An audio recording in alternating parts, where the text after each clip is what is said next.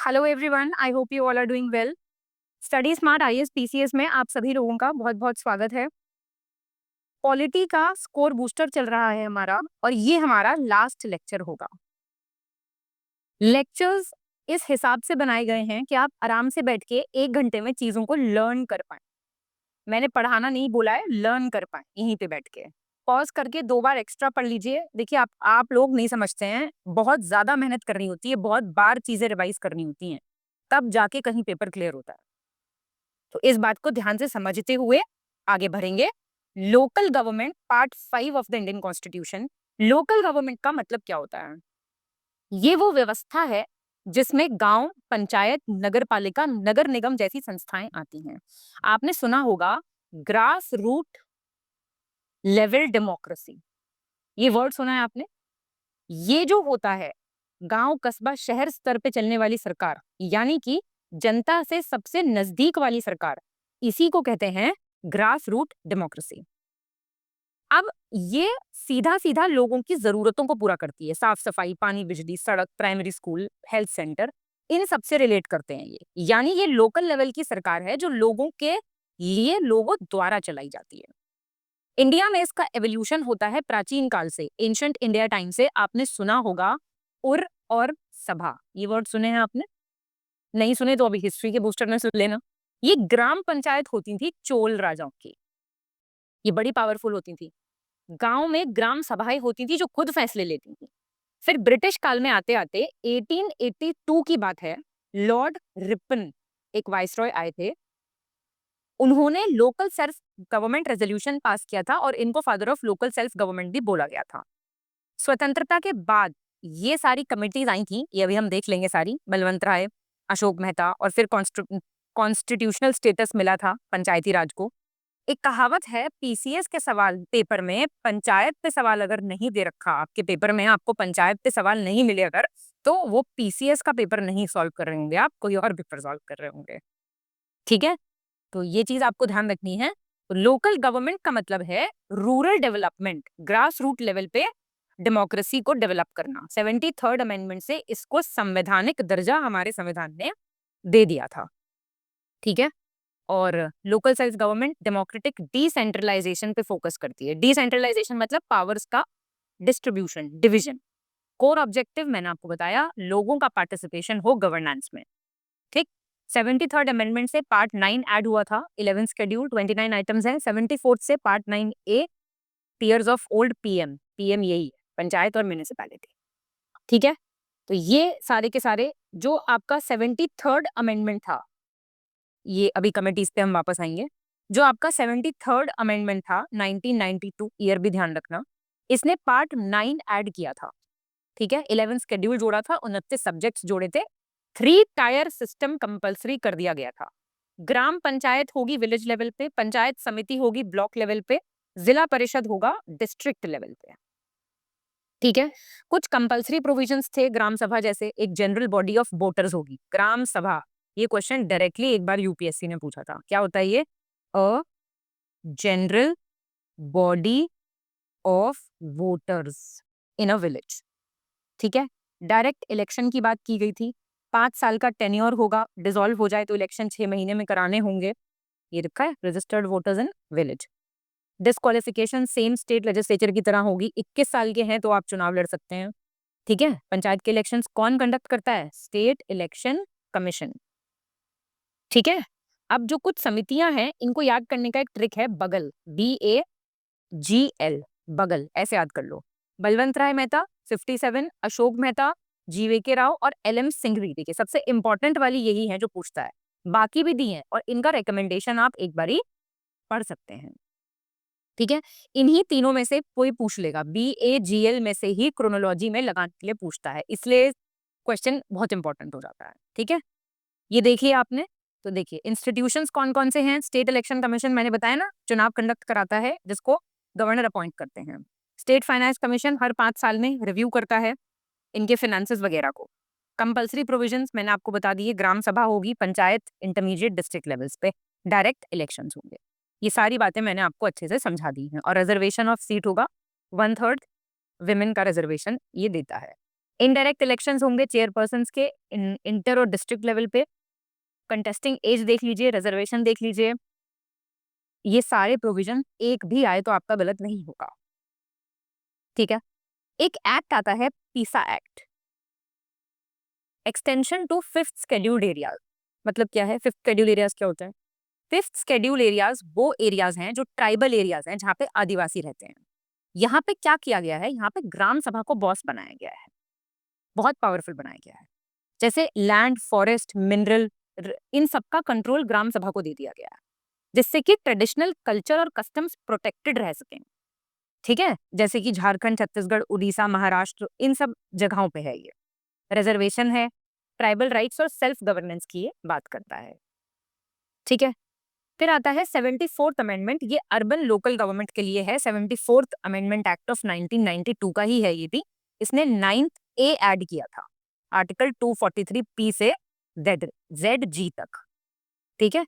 18 subjects हैं इसमें, ये रहे। Urban local bodies mainly 3 type की होती हैं। एक होता है म्युनिसिपल कॉर्पोरेशन, नगर निगम जिसको बोलते हैं, ये बड़ी सिटीज के लिए है। ठीक है, 10 लाख से ज्यादा पॉपुलेशन जहाँ की होगी, दिल्ली हो गया, मुंबई हो गया। फिर आता है म्युनिसिपैलिटी, नगर पालिका कहते हैं इसको, मीडियम टाउन्स के लिए होती है, अलीगढ़, गोरखपुर जैसे टाउन्स हैं। एक होती है नगर पंचायत, ये ट्रांजिशन एरियाज के लिए होती है, जो स्मॉल टाउन्स हैं जो डेवलप कर रहे हैं तेजी से, ये उनके लिए होती है। ठीक है। एज लिमिट, इलेक्शन वगैरह सब बिल्कुल सेम है। और भी तरीके की लोकल बॉडीज होती हैं, जैसे कि मैंने आपको वो बता दिया, म्युनिसिपल कॉर्पोरेशन आपने देख लिया, म्युनिसिपैलिटी आपने देखा टाउन्स के लिए होती है। म्युनिसिपल कॉर्पोरेशन में मेयर होता है और आईएएस कमिश्नर होते हैं टॉप लेवल पे। नोटिफाइड एरिया कमेटी जो होती है, ये उन एरियाज के लिए होती है जहां पे म्युनिसिपैलिटी नहीं है but they are growing. Members इसमें नॉमिनेटेड होते हैं, इलेक्टेड नहीं होते, जैसे नोएडा था अर्ली डेवलपमेंट स्टेज पे। टाउन एरिया कमेटी होती है स्मॉल टाउन्स के लिए, सेमी अर्बन एरियाज के लिए। लिमिटेड फंक्शंस होते हैं, स्ट्रीट लाइट वगैरह लगवा दी, ड्रेनेज वगैरह के लिए। कैंटोनमेंट आप जानते हैं, कैंट होता है हर जगह, छावनी जिसको बोलते हैं, ये वहां पे होती है जहाँ पे मिलिट्री एरियाज बहुत ज्यादा होते हैं। ठीक है। डिफेंस मिनिस्ट्री ही गवर्न करती है। आप हमारे मेरठ का कैंट, इसका एग्जाम्पल देख सकते हैं, काफी बड़ा कैंट है मेरठ का। पोर्ट ट्रस्ट होता है एक, ये आपका होता है पोर्ट वाली जगहों पे, उसके अराउंड एरियाज। भाई उनकी जरूरतें अलग होती हैं, हमें क्या पता है यहाँ पे, जैसे मुंबई पोर्ट ट्रस्ट है, चेन्नई पोर्ट ट्रस्ट है। एक टाउनशिप होती है जो बिग इंडस्ट्रीज है, मान लो जैसे कोई बहुत बड़ी इंडस्ट्री है, उन्होंने अपने स्टाफ के लिए कॉलोनीज वगैरह बना दी गई हैं। बोकारो स्टील प्लांट है जैसे, उसके आसपास उड़ीसा, छत्तीसगढ़, इन सब जगहों में आपको टाउनशिप्स बहुत देखने को मिलेंगी। ठीक है। तो इसका ट्रिक MCMNTCP, ये से आप इनको याद रख सकते हैं। ठीक है। पोर्ट ट्रस्ट के साथ आप नोटिफाइड एरिया कमेटी भी जोड़ सकते हैं, प्लस टाउनशिप। ठीक, पॉज कर लो और यहीं पे एक बार रिवाइज कर लो, सब याद हो जाएगा यहीं पे। क्लियर हो गई बात?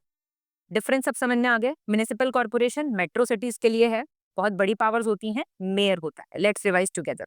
म्युनिसिपैलिटी नॉर्मल टाउन्स के लिए होता है, आगरा, वाराणसी, इसमें चेयरपर्सन होता है।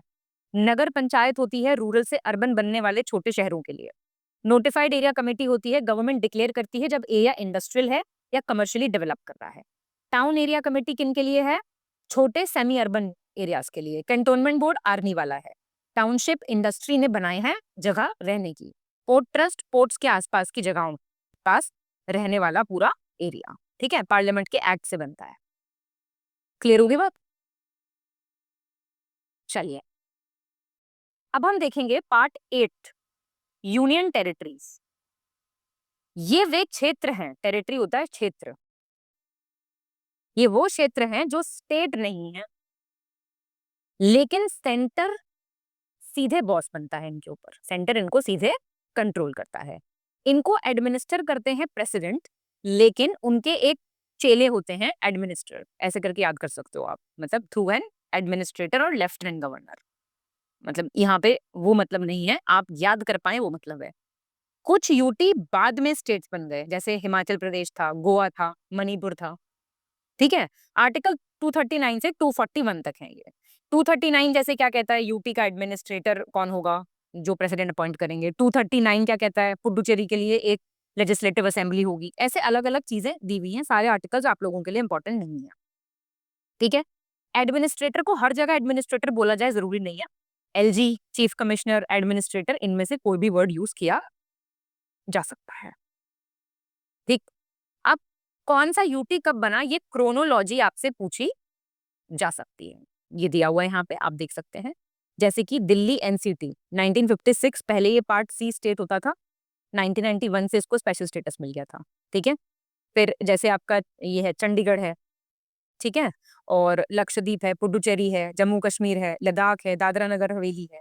ठीक है, तो अंडमान एंड निकोबार हो गया, दिल्ली, लक्षद्वीप, पुडुचेरी, चंडीगढ़, जम्मू कश्मीर, लद्दाख और दादरा नगर। आप ऐसे याद करेंगे, आपको डायरेक्टली याद हो जाएगा। ठीक। कुछ यूटीज ऐसी हैं जहां पे लेजिस्लेटिव असेंबलीज भी हैं। ठीक है, डीपीजे, डीपीजे, दिल्ली, पुडुचेरी, जम्मू कश्मीर। याद हो गया। दिल्ली को स्पेशल स्टेटस दिया गया है, 1991 का ये एक्ट है, आपको ईयर भी याद रखना है। दिल्ली बना NCT, national capital territory. Government मतलब इसको क्या मिला इससे, इसको एक लेजिस्लेटिव असेंबली मिली प्लस एक सीएम मिला। एनसीटी को ला और सीएम मिला, एलए और सीएम मिला। ठीक है, CM plus council of ministers aid और एडवाइस करता है एलजी को, जो वहां पे गवर्नर को करते हैं वो। सारे स्टेट लिस्ट के मैटर्स ये लोग गवर्न करते हैं except public order, police and land. ये एलजी के पास होते हैं, मतलब centre plus LG basically centre के पास ही होते हैं ये। ठीक है, जैसे दिल्ली गवर्नमेंट में एजुकेशन, हेल्थ, इलेक्ट्रिसिटी मैनेज कर सकती है Delhi government, public law order नहीं कर सकती। ठीक है, ministers serve at the pleasure of the president. हाँ, चीफ मिनिस्टर को प्रेसिडेंट अपॉइंट करते हैं। ये क्लियर हो गई बात। हाई कोर्ट्स जो दिए हुए हैं, किस, अब यूटी स्टेट तो है नहीं और स्टेट में तो हाई कोर्ट होता है, तो कौन सा किसके ऊपर जुरिस्डिक्शन करता है ये आप देख सकते हैं। ये याद करना बहुत आसान है, उसी के आसपास की जगहें हैं। सिर्फ अंडमान एंड निकोबार याद कर लो, कलकत्ता, चंडीगढ़, पंजाब हरियाणा, लक्षद्वीप केरला हाईकोर्ट देखता है, पुडुचेरी मद्रास हाईकोर्ट देखता है, दादरा नगर हवेली बॉम्बे हाईकोर्ट देखता है, जेएनके और लद्दाख ये जम्मू कश्मीर में ऑलरेडी हाईकोर्ट है वो देखता है। तो ये तो आपका गलत नहीं होगा क्वेश्चन, क्योंकि एरियाज नियर बाय, आसपास की जगह है। ठीक है जी, चलिए अब आते हैं scheduled and tribal areas. Fifth schedule areas क्या होते हैं, ATMM, ये ट्रिक है इसका। ठीक है, स्केड्यूल्ड एरियाज स्टेट्स में अदर देन, मतलब सारे स्टेट्स हैं एक्सेप्ट ये, क्योंकि ये सिक्स शेड्यूल में अलग से रखे गए हैं। गवर्नर यहाँ पे बहुत स्पेशल रिस्पॉन्सिबिलिटी रखते हैं। ट्राइब्स की एक एडवाइजरी काउंसिल भी होती है। प्रेसिडेंट डिसाइड करते हैं कौन सा एरिया स्केड्यूल्ड एरिया होगा, कौन सा नहीं होगा। लॉ लागू करना या मॉडिफाई करने की पावर गवर्नर के पास होती है। गवर्नर रिपोर्ट करते हैं प्रेसिडेंट को, और प्रेसिडेंट देखो डिक्लेयर करते हैं, मैं आपको बता चुकी हूँ। सिक्स शेड्यूल आर्टिकल 244 2 से 275 आर्टिकल 20 में आता है। ये नॉर्थ ईस्ट के ट्राइबल एरियाज के लिए है, ATMM के लिए है, असम, मेघालय, त्रिपुरा, मिजोरम। यहाँ पे स्पेशल ऑटोनॉमस डिस्ट्रिक्ट काउंसिल्स बनाए जाते हैं, वेरी इंपॉर्टेंट पॉइंट। उनके पास लेजिस्लेटिव प्लस जुडिशियल पावर्स होती हैं। टैक्स कलेक्ट करने के अधिकार होते हैं, जैसे कि खासी, जैंतिया, बोडोलैंड, असम का, न्यूज में बहुत रहता है ये सब। डिफरेंस क्या है फिफ्थ और सिक्स शेड्यूल में, समझ आ गया। फिफ्थ है अदर टाइप ट्राइबल स्टेट्स के लिए, मेनली सेंट्रल और ईस्ट इंडिया के लिए। सिक्स्थ है ओनली नॉर्थ ईस्ट स्टेट्स के लिए, ATMM के लिए। फिफ्थ में गवर्नर का कंट्रोल ज्यादा है, सिक्स्थ में ऑटोनॉमस काउंसिल्स का कंट्रोल ज्यादा है, इनके पास ज्यादा पावर है। एक आर्टिकल है 244A, यहाँ पे असम के लिए स्पेशल प्रोविजंस किए गए हैं। पार्लियामेंट लॉ बना के असम में ऑटोनॉमस स्टेट बना सकती है। इसका मतलब असम के अंदर किसी ट्राइबल एरिया को सेपरेट स्टेट जैसे पावर्स मिल सकते हैं। बस दिमाग में याद रखना, जो बॉर्डरलैंड मूवमेंट है पूरा वो इसी आर्टिकल से जुड़ा हुआ है। याद हो गया, मेरे हिसाब से कोई दिक्कत नहीं है। ठीक है, ये सारी चीजें अच्छे से याद रखना। कुछ फैक्ट्स यहाँ पे आपके सामने दिए हुए हैं। शेड्यूल्ड डिस्ट्रिक्ट्स 1874 में इंट्रोड्यूस किए गए थे। 1956 में सेवेंथ कॉन्स्टिट्यूशनल अमेंडमेंट, ये हम वैसे कॉन्स्टिट्यूशनल अमेंडमेंट में भी आप पढ़ोगे, स्टेट्स रीऑर्गेनाइजेशन एक्ट से यूनियन टेरिटरीज बनी थी। देखो मैंने आपको एग्जांपल भी दिए थे, ये पहले यूटीज थे, बाद में स्टेट बने थे। पार्लियामेंट लेजिस्लेट कर सकती है किसी भी मैटर पे, इंक्लूडिंग स्टेट लिस्ट यूटीज के केस में। और जिन यूटीज के पास लेजिस्लेचर्स हैं, तो वहां पे मैंने आपको दिल्ली का एग्जांपल, कुछ भी लिखा है जो और वो मैंने नहीं बोल के बताया है, तो आप मुझे कमेंट करके बता दो। मैं आपको बहुत आराम से आम बोलचाल की भाषा में ये सारी चीजें समझाने की कोशिश कर रही हूँ, जो लिखी हुई हैं, पॉइंट्स लिखे हुए हैं। ठीक है। अब यहाँ पे आपके सामने कॉन्स्टिट्यूशनल बॉडीज और नॉन कॉन्स्टिट्यूशनल बॉडीज दिया हुआ है। इसको आप टैबुलर फॉर्म में याद कर लो, कैसे भी याद कर लो। पहले तो ये याद रखना, मोस्टली क्वेश्चन ये आता है कॉन्स्टिट्यूशनल बॉडी इनमें से कौन कौन सी है, कौन सी नहीं है। इसके लिए एक सेंटेंस याद कर लो, कंफ्यूज एडवोकेट जनरल जीएसटी, ऐसे याद कर लो। ये ए फॉर अटॉर्नी जनरल, ठीक, C for CAG, O for officer for linguistic minorities, N for national commission for एससीज, ये 3 अलग अलग बॉडीज हो गई यहाँ पे। U for UPSC, F for finance commission, S for SPSC, E for बाकी की जो हैं commissions, A for advocate general, और एक जीएसटी अलग से ऐड कर लो आप इसमें, ठीक है। और कोऑपरेटिव सोसाइटीज भी कर सकते हो। देखो इतनी चीजें तो बता ही पाओगे मेरे हिसाब से खुद, कोई दिक्कत नहीं है। ये वो बॉडीज हैं जो कॉन्स्टिट्यूशनल एक्ट से बनी हैं, जैसे कि यूपीएससी आर्टिकल 315 से 323, चेयरमैन प्लस सारे मेंबर्स को प्रेसिडेंट अपॉइंट करते हैं। 6 साल या 65, यूपीएससी 6-65, ऐसे याद करो, ठीक है। प्रेसिडेंट रिमूव करते हैं इनको, फर्दर एम्प्लॉयमेंट वगैरह ये सब गाथा पढ़नी नहीं है, कुछ भी मेन चीज पे फोकस रखना है, ठीक है। एसपीएससी चेयरमैन और बाकी के मेंबर्स गवर्नर अपॉइंट करते हैं, 6 और 62, ये यूपीएससी से छोटा है तो 62, ऐसे याद कर लेना, ठीक है। इलेक्शन कमीशन है, 3 मेंबर बॉडी है, चीफ इलेक्शन कमिश्नर साहब होते हैं, 2 और होते हैं उनके साथ। 6 और 65 यूपीएससी वाला है। सुप्रीम कोर्ट के जज की जितनी पावर और सैलरीज होती हैं, रिमूवल भी इन्हीं की तरह होगा जब पावर सैलरीज इन्हीं की तरह है तो, ठीक है। फाइनेंस कमीशन आर्टिकल 280, आर्टिकल याद करना इंपॉर्टेंट है। हर 5 साल में प्रेसिडेंट सेटअप करते हैं, चेयरमैन होते हैं 4 और मेंबर्स होते हैं। GST council article 279A, very important, chairperson union finance minister होते हैं, बस इतना याद रखना। सीएजी आर्टिकल 148, 6 और 65, ये भी याद हो जाएगा सेम, ठीक है। कंसोलिडेटेड फंड क्या होता है, कंटिजेंसी क्या होता है, पब्लिक अकाउंट क्या होता है, हम सब कर चुके हैं। सेम सुप्रीम कोर्ट के जज की तरह हटते हैं, रिपोर्ट्स प्रेसिडेंट को देते हैं, प्रेसिडेंट पार्लियामेंट में पेश करते हैं। एनसीएससी 338, एनसीएसटी 338A, क्योंकि अमेंडमेंट से बना था, ये इंपॉर्टेंट है, ये फैक्ट याद करना है। 89 338A, सेम 338B लग जाएगा तो backward, B for backward. 102nd amendment से कॉन्स्टिट्यूशनल स्टेटस मिला था। 350B, special officer for linguistic minorities. Attorney general 76, president appoint करते हैं, लीगल एडवाइजर होते हैं यूनियन गवर्नमेंट के। Right to speak in parliament but can vote, no he can not vote, attorney can not vote. Advocate general इन्हीं के छोटे भैया हैं स्टेट में, 165 आर्टिकल। जो प्रेसिडेंट वहां पे सेंटर में अपॉइंट कर रहे होंगे, गवर्नर स्टेट में कर रहे होंगे। क्लियर होगी बात।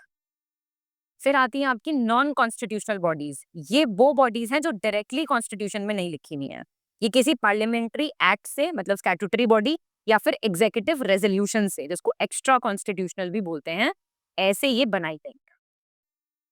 सबसे इंपॉर्टेंट नीति आयोग ही है, ठीक है। अब मुझे बताओ जरा, नीति आयोग की फुल फॉर्म तो नहीं दे रखी है कहीं, नीति आयोग की फुल फॉर्म कमेंट करके बताओ जल्दी। Non constitutional non statutory think tank है, चेयरपर्सन प्राइम मिनिस्टर होते हैं, मतलब प्लानिंग कमीशन का रिप्लेसमेंट है ये, ठीक है। लोकपाल और लोकायुक्त नॉन कॉन्स्टिट्यूशनल बॉडीज हैं, लोकपाल एक्ट के तहत बने थे। ज्यूरिस्डिक्शन में पीएम भी आते हैं विद सम एक्सेप्शंस, ठीक है, बाकी सब तो आते ही हैं। लोकायुक्त स्टेट वर्जन है लोकपाल का, स्टेट लेजिस्लेचर अपॉइंट करता है। देखो 5 साल और 70, ये सिर्फ लोकपाल की ही है, और लोकायुक्त में ये कम हो जाएगी, देखो कंपेयर करो, आया समझ में। लोकपाल सो मोटो एक्शंस नहीं ले सकते। कौन सो मोटो, कहाँ पढ़ाया था मैंने आपको सो मोटो कॉन्सेप्ट बताया था मैंने, किस टॉपिक में बताया था, ये बताओ आप मुझे। एनएचआरसी 1993 के एक्ट से आया है। Chairperson retired chief justice of India हो सकते हैं, सुप्रीम कोर्ट के कोई जज हो सकते हैं। टेन्योर 3 इयर्स, और देखो पता है आपको, मैं बताती हूँ, इन सब चीजों का टेन्योर वगैरह मोस्टली नहीं पूछेगा, क्योंकि ये सारी चीजें अब बहुत बदल रही हैं।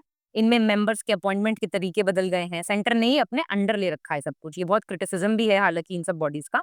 तो ऐसे विवादित चीजों पे सवाल नहीं बनता है, कॉन्स्टिट्यूशनल कौन सी है, नॉन कॉन्स्टिट्यूशनल कौन सी है, ये ना गलत करके आना बस, ठीक है। ऐसे ही होता है state human right commission, 2 members होते हैं डिस्ट्रिक्ट, इन सब कुछ चीज़ों को बदल सकते हैं सरकार अपने आप, क्योंकि लिखा नहीं हुआ है ना कुछ भी, तो इसलिए ये याद नहीं करनी चीज़ें। सीआईसी होता है, ये आरटीआई एक्ट के अंदर आया था, ये आपको पता होना चाहिए बस। स्टेट इन्फॉर्मेशन कमीशन यही होता है सेम स्टेट लेवल पे। सेंट्रल विजिलेंस कमीशन क्या होता है? ये 1964 में आया था। सीबीआई आप जानती ही हैं, डीएसपी एक्ट से पावर डिराइव करता है। नेशनल इन्वेस्टिगेशन एजेंसी 2008 से है। Terrorism, human trafficking, counterfeit currency वगैरह भी अब इसमें क्राइम्स की लिस्ट में ऐड कर दिया गया है। ठीक है? तो ये सारे अब, हाँ, जैसे मैं आपसे बोलूँ ट्राई है, ये एक्स्ट्रा कॉन्स्टिट्यूशनल हो जाएगी। एक्ट से ही तो आया है। National commission for protection of child rights दिया जाएगा इसमें, हालाँकि इसमें नहीं दिया हुआ, लेकिन और कोई एग्जांपल बताओ ऐसा ही। कॉम्पिटिशन कमीशन ऑफ इंडिया आ जाएगा इसमें।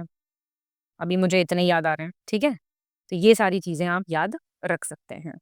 और जो एग्ज़ीक्यूटिव रेज़ोल्यूशन से आई हैं बॉडीज़, वो नीति आयोग हैं, प्लानिंग कमीशन था, एनडीसी था और ज़ोनल काउंसिल्स, ऐसे याद कर सकते हो आप, ठीक है? तो एक बारी रिवाइज़ कर लेना, सब समझ में आ जाएगा क्या दे रखा है, क्या नहीं दे रखा। पार्ट 15 हम देखने वाले हैं, इलेक्शन से रिलेटेड है ये पूरा का पूरा पार्ट। पार्ट 15 इंडिया का पूरा इलेक्शन सिस्टम, 15 इलेक्शन, 15 है इलेक्शन। आर्टिकल 324 कहता है एक इलेक्शन कमीशन होगा, ईसीआई, जो कि free and fair elections conduct कराएगा, पार्लियामेंट के, स्टेट लेजिस्लेचर के, प्रेसिडेंट के, वाइस प्रेसिडेंट के। 325 कहता है एक जनरल इलेक्टोरल रोल होगा, भेदभाव नहीं होगा कुछ भी। 326 कहता है यूनिवर्सल अडल्ट फ्रेंचाइज पे इलेक्शन होंगे, 18 साल के हो आप, बिल्कुल करो वोट, आ जाओ। 327 कहता है पार्लियामेंट लॉ बनाएगा इलेक्शंस पे। 328 कहता है स्टेट लेजिस्लेचर भी लॉ बना सकती है, सब्जेक्ट टू कॉन्स्टिट्यूशन या पार्लियामेंट लॉ। 329 कहता है इलेक्शंस को केवल इलेक्शन पिटीशन से चैलेंज किया जा सकता है, कोर्ट में सीधे चैलेंज नहीं कर सकते। ऐसा थोड़ी, फिर तो कोर्ट में ही बैठा रहेगा इलेक्शन कमीशन पूरे टाइम, ठीक है? तो 324 से 329 आर्टिकल ये कहते हैं।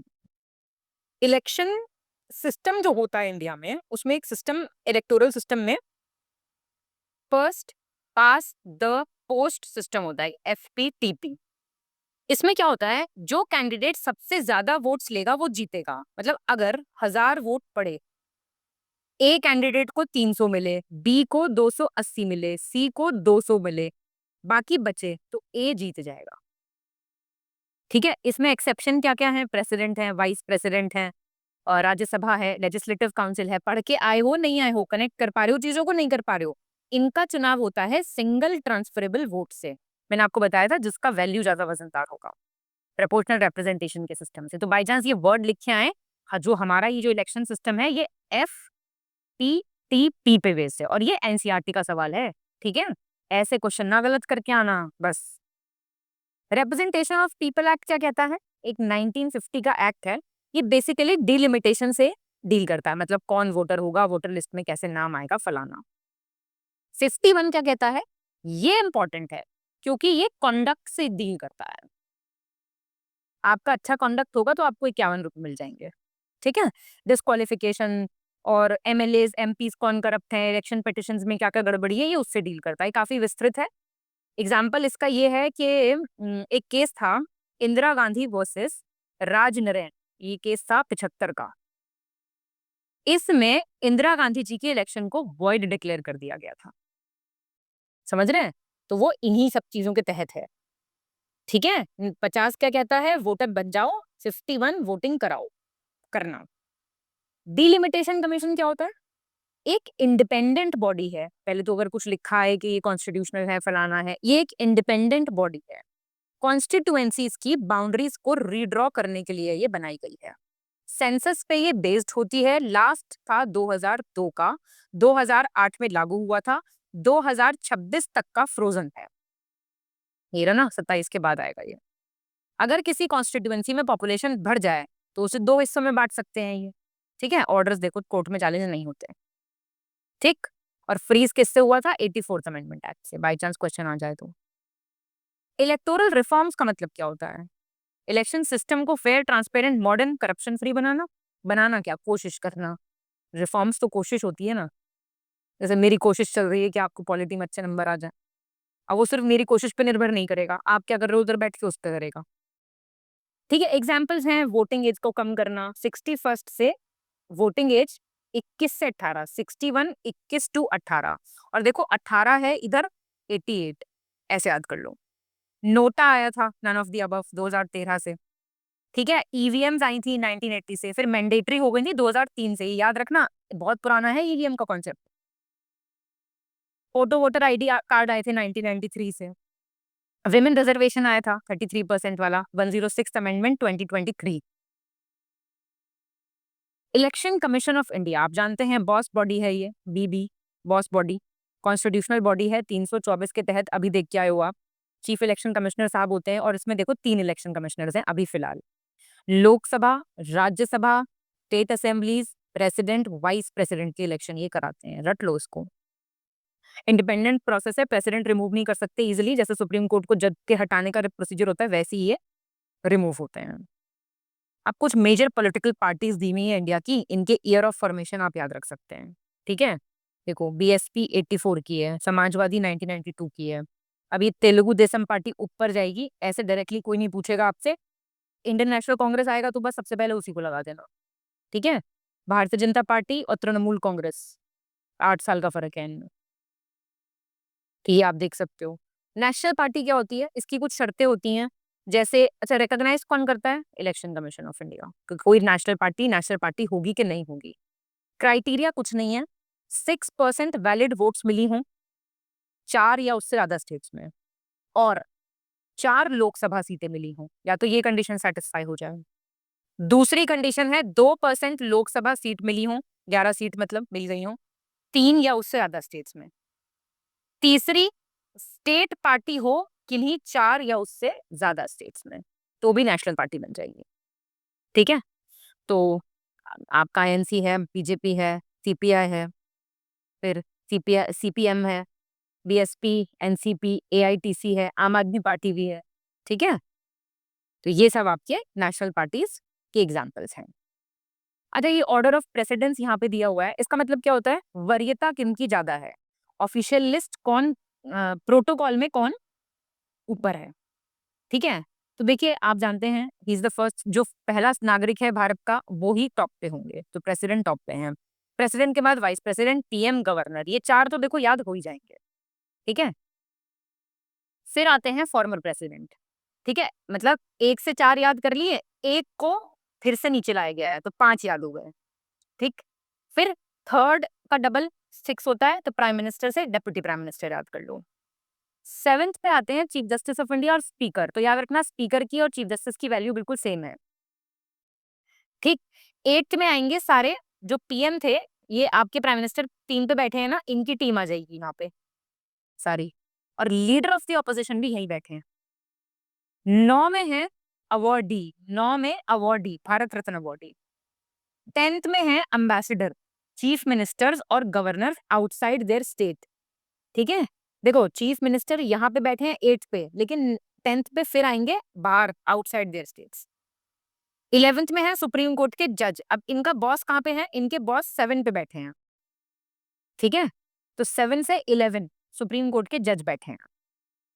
12th में यूपीएससी के chairman, chief election commissioner, CAG. 13 14 देख लो मन करे तो, ये इतने में ही बात बन जाएगी, इन्हीं में से आता है कोई सवाल ये। ठीक है, टॉप 10 ये देख लेना। ठीक है, देखो PVP, GFC, cab, DY, president, vice president, prime minister, governor, former president और डेप्यूटी पीएम आ गए, फिर सीजीआई स्पीकर आ गए, कैबिनेट मिनिस्टर्स आ गए और डेप्यूटी पोस्ट आ गई फिर। ठीक है, ये सारे आप ऐसे कर सकते हो। नेक्स्ट टॉपिक हमारा आता है ऑफिशियल लैंग्वेज। ऑफिशियल लैंग्वेजेस जो हैं वो आर्टिकल 343 से 351 तक दी हुई हैं। 343 जो आर्टिकल है, 343, देखो 343 याद हो जाएगा ना, ऑफिशियल लैंग्वेज। ऑफिशियल लैंग्वेज होगी हिंदी देवनागरी स्क्रिप्ट में। ठीक है, बट इंग्लिश कंटिन्यू होगा साथ में, मतलब हटा नहीं सकते सडनली इंग्लिश को।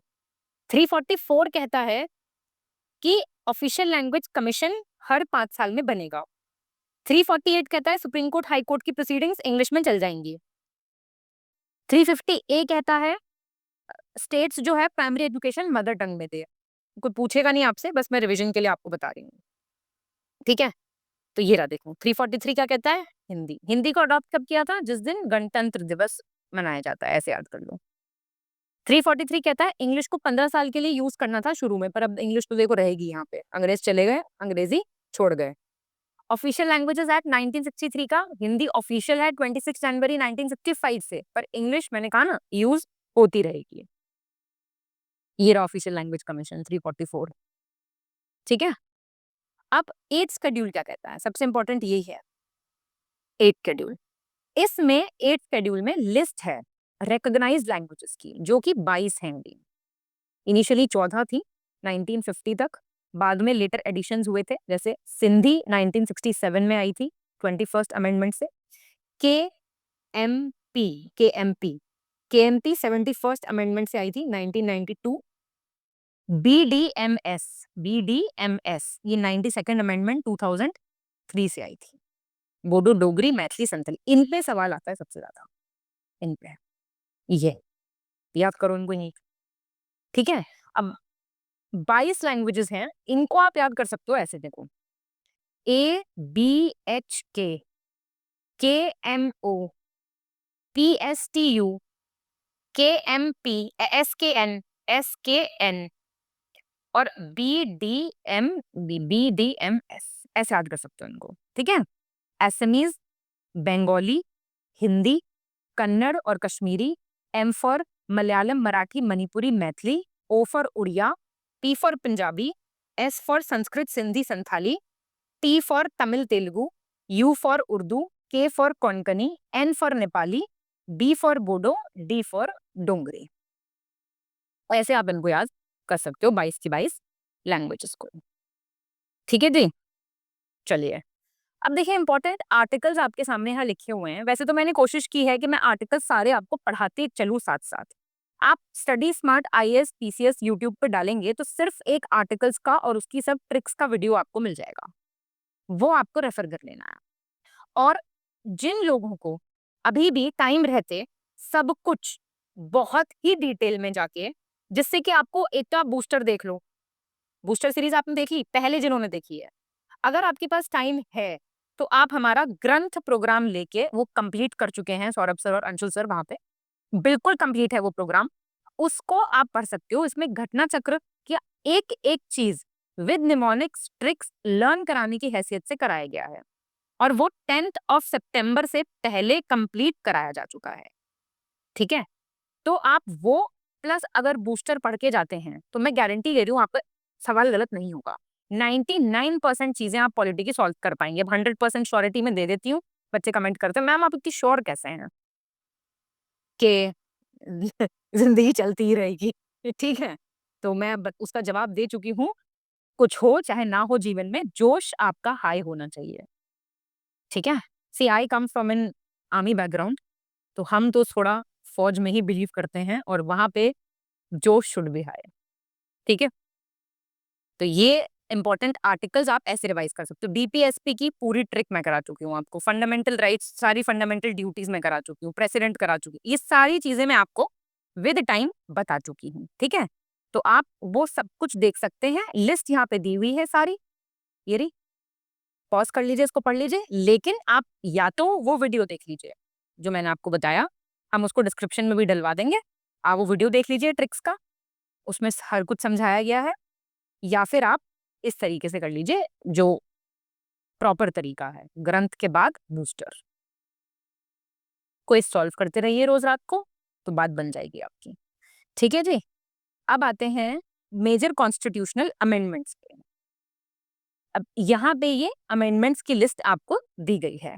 अब इसमें से इंपॉर्टेंट क्या है, सारे याद रख पाओगे आप, बहुत बढ़िया रख पाओगे, तो एक एक पेज याद रख लो तो मतलब इससे अच्छी कोई बात ही नहीं है।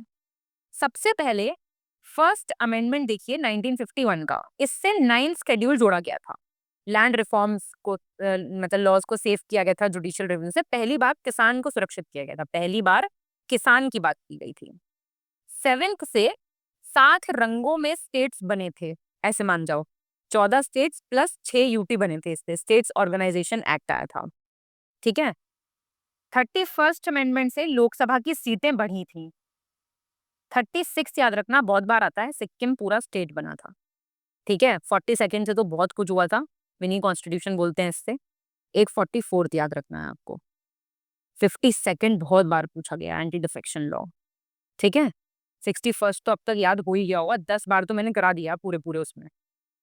69th अभी देख के आए हो, 73rd देख के आए हो, 74th देख के आए हो, 86th देख लो, एलिमेंट्री एजुकेशन वाला है।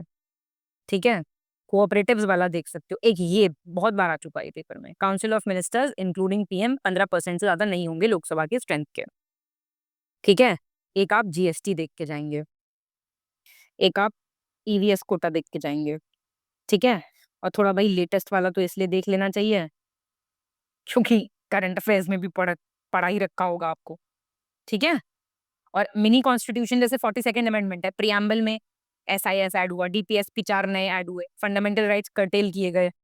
ठीक है, इमरजेंसी के बाद भारी बदलाव आए थे, तो याद रखना आपको, जीएसटी वाला याद रखना। और ये कॉन्स्टिट्यूशनल स्टेटस मिला था 2018 में। और एंग्लो इंडियन वाला आप याद रख सकते हो, इसमें नहीं दिया हुआ, 10 नहीं दिया तो है, 104 से हुआ था, एंग्लो इंडियन का रिजर्वेशन भी समाप्त हुआ था इससे। ठीक है, चलिए, तो आप भी थोड़ा सा याद रख सकते हैं।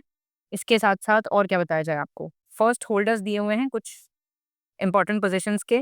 पहले राष्ट्रपति साहब थे राजेंद्र प्रसाद, राष्ट्रपति Rajendra Prasad. Prime minister Jawaharlal Nehru, class 6 की जी के पढ़ा रही हूँ मैं बैठ के। First speaker of Lok Sabha Ganesh Vasudev Mavalankar. First vice president S Radhakrishnan ji. पहले चीफ जस्टिस एच जे कनिया। डिप्टी प्राइम मिनिस्टर पहले, ये नहीं पता होंगे आपको शायद, वल्लभ भाई पटेल। पहले फाइनेंस मिनिस्टर आर के शंगुमन शेट्टी, रोहित शेट्टी, ऐसे में याद कर लो। फर्स्ट होम मिनिस्टर जो डेप्यूटी प्राइम मिनिस्टर से। पहले गवर्नर जनरल इंडिया के लॉर्ड माउंटबेटन थे, लास्ट ब्रिटिश गवर्नर जनरल। पहले chief election commissioner Sukumar Sen. Law minister Bhimrao Ambedkar. Defence minister में बताया था ना, सरदार लोग पावरफुल होते हैं तो डिफेंस उनके पास था, बताई थी ये चीजें मैंने। पहले चीफ मिनिस्टर यूपी के गोविंद बल्लभ पंत। बिहार के श्री कृष्ण सिन्हा, जिनको श्री बाबू बोलते हैं। पहले गवर्नर यूपी के हरमासजी पेरोशॉम मोदी।